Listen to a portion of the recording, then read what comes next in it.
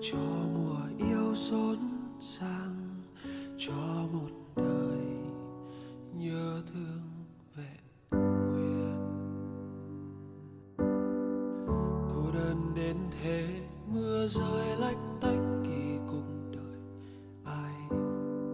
Sâu trong ánh mắt tôi ngu ngơ, mơ thời gian dừng trôi. Còn lại đây nhớ mong, còn lại tôi với ai.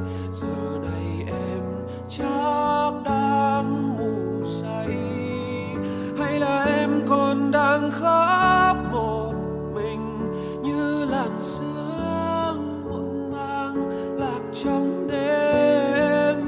Con tim em lạc trong đêm,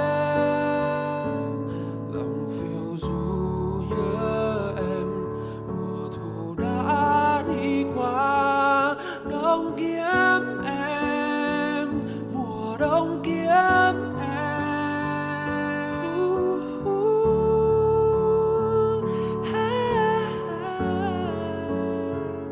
Mùa đông kiếm em, đông kiếm em.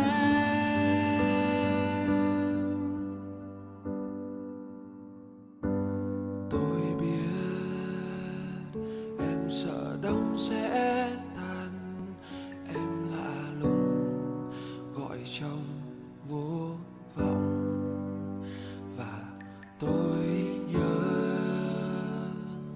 ly cà phê sắp tan, biết bao giờ là em sẽ về.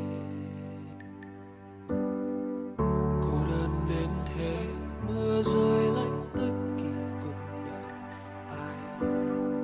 Sâu trong ánh mắt tôi ngu ngơ, mơ thời gian dừng trôi. Còn lại đây nhớ mong, còn lại tôi với ai. Giờ này em chắc đang ngủ say, hay là em còn đang khóc một mình như làn sương muộn màng lạc trong đêm. Con tim em lạc trong